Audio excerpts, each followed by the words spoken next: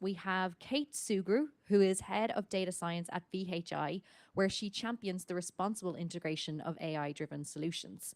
Kate brings deep expertise in applying data science to solve complex business challenges and is a passionate advocate for ethical AI and robust AI governance. So welcome, Kate.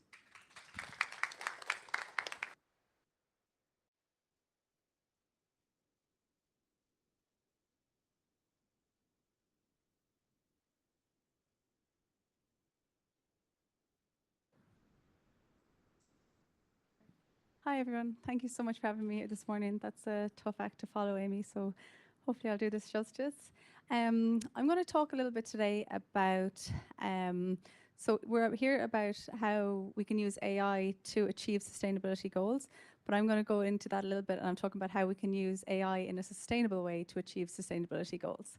So nothing new up here. We all know this by now, that AI is truly transformative. It's changed how we work. We have the same job description, job titles, but the description underneath those is after changing drastically in the last number of years. And it's redefining possibilities for us.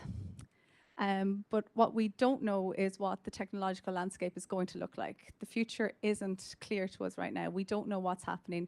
We don't know. 5 years ago, I don't think we would have thought we'd be where we are today. 10 years ago, 6 months ago even. And what's really cool is that everybody in this room is playing a part in how we are defining that landscape. So everyone who's a data scientist, we might not be training the large language models, we might not be developing them, but we're deploying them and we're developing solutions using these components. So we are shaping the future of data science and artificial intelligence.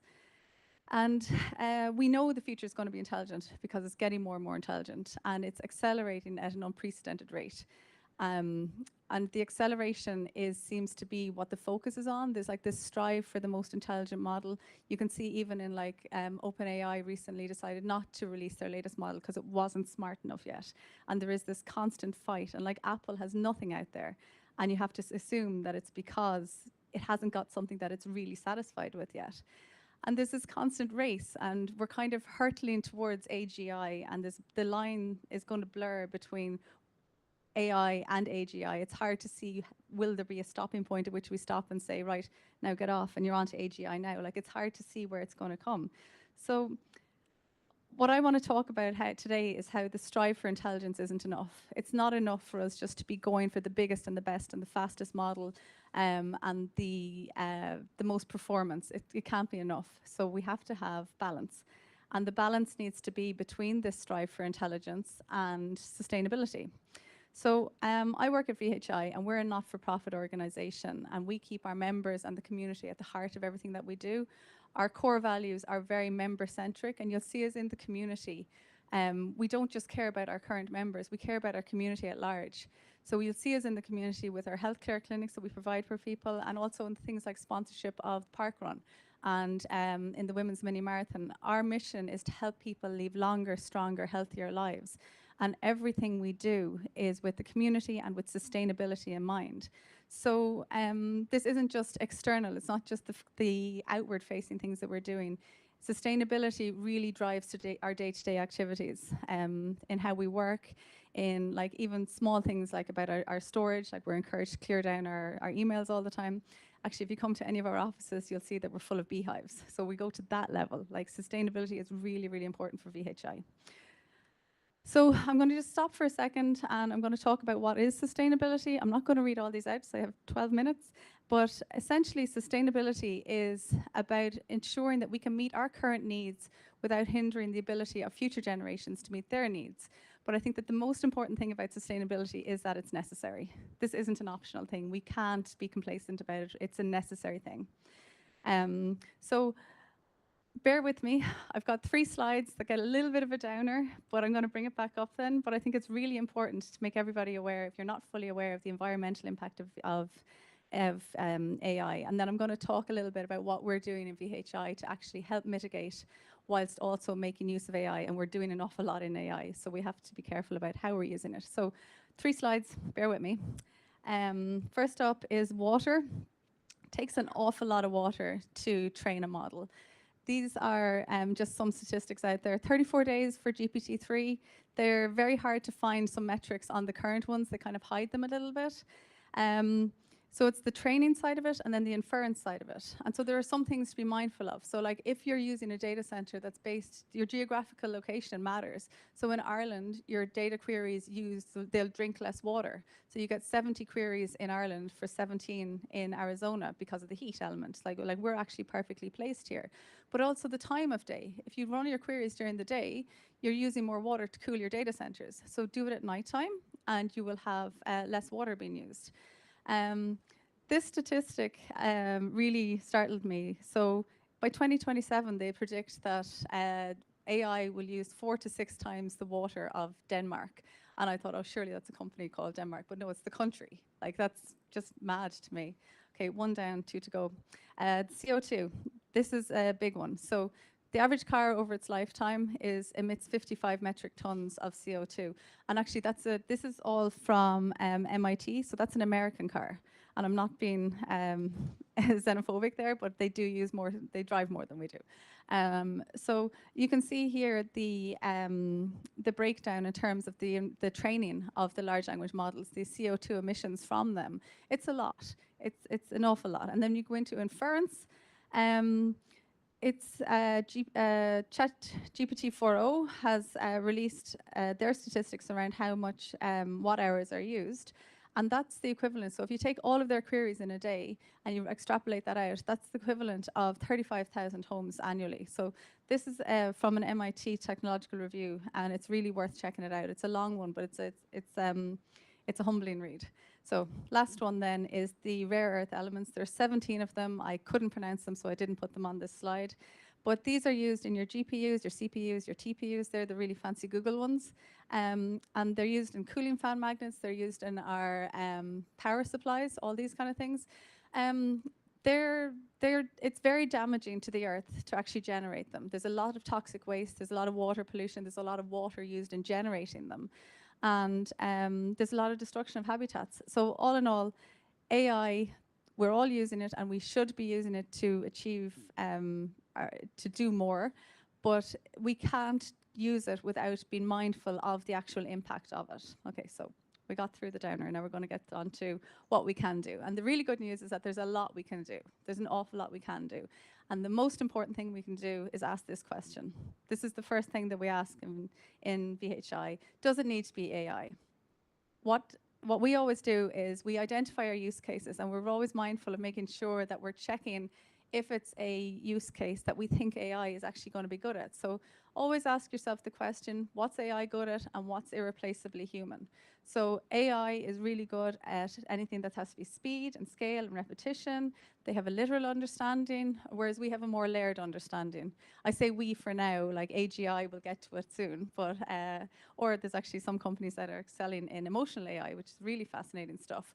But for now, we have the upper hand on the emotional intelligence. So identifying your use cases and making sure that it's actually a mindful and you're being intentional in your use of AI. So you hear a lot of people saying, oh yeah, we did that, we used AI to do it. And you're like, well, what did you achieve? Did it actually benefit for you? Did it actually, was it worth using AI? Did you get a greater benefit from using AI as opposed to using a human to do it? So we're always trying to, in VHI, to use AI to add value as opposed to adding novelty. So I'm just going to go on now and talk a little bit about strategies and tools that we use. Oh, there's the first one now. I got ahead of myself. So yeah, we add value and not novelty always in our use cases of AI.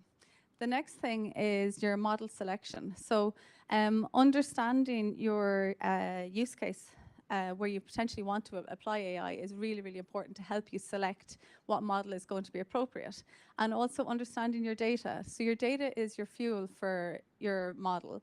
But if you don't understand your data enough, and if you don't understand the problem that you're trying to solve, then you're not going to have an optimal use of an AI. So what we always do is we start smallest. Bigger is not best when it comes to a model. Don't go out there and start with the most complex model, and don't throw all your data into it at the start. Start small, take a sample of your data, run it through the smallest possible model, and see what the output looks like. Like, unless you don't need to be using multimodal models for a simple summarization of text. It's just wasteful, and it's also more expensive. So, like, there's not just the sustainability in terms of the environment, the sustainability in terms of the economic side of things also. So yeah, we start small. Knowing your data is also really, really important. So like we are a healthcare provider and we're a healthcare payer, and we have obviously healthcare data. So not every model family of, not every suite of models are trained on the same data, but we find for us that the Anthropic models work best in healthcare domains, whereas we wouldn't have as much success using some of the Llama models or some of the Nova models. They just don't work as well for us. So knowing your data is really, really important. And then starting small, that's another key. So yeah, start with Haiku and work your way up, and put in small amounts of data, and when you're sure you have it right, then move on. So prompt caching is another one. Not all platform providers will have prompt caching readily available for you, but if you request it, you can push. So if you're with AWS or Microsoft, you can push and they will actually get it available for you. So prompt caching is really interesting. It just reduces the resources required to get your responses. There's a really bit of a dummy example up there, but this is essentially how it works. So if you ask a prompt and then if you change it, slightly edit it or slightly add to it, it remembers what you've asked already, and it only has to process the part that comes in the end. So like, say if you were looking at analysis of data and you were looking at a certain cohort and then you wanted to add another cohort to it, it only has to process the part where it's the additional cohort that you've added. So it's a really powerful tool, and it helps reduce the impact. So the next thing then is your prompt engineering itself. Like, just be efficient in how you do it. A relevant, concise, context-aware prompt is going to give you a more accurate output. So just make sure that you're helping it and helping it along. And then you have to be accurate in you have to be optimized in your algorithms also. Just make sure your algorithms are as efficient and optimized as possible. I'm getting a 1-minute flag here, so if I run over, come talk to me afterwards. Sorry. Nighttime batches is really important. Do small batches during the day and then try to get through as much of it at nighttime, because it does cut down on the water and the energy used. And also push for your platform providers to provide you with the monitoring tools so you're actually aware of what is going on, of what your impact is. And then I won't have time to go through social sustainability, but it's a really important part of it. And I just want to say one more thing about the bias side of things. This is a query I ran, and I asked it to show me a picture of a doctor and a nurse, and I just think it really illustrates the bias that's there in historical data. So they're not always male and female. So like, I think it's really important to always be aware of your data, and to help your data help feed in data that's going to mitigate the bias in your output of your model. So sorry, that was a whistle-stop tour and I may have gone over a little bit, but this is my favorite quote. I feel that I'm in a safe space to end with a nerdy quote like that. But we all have a responsibility here. So my son is going to be so proud that I put that up there. Okay, thank you. Thank you. Thank you so much, Kate.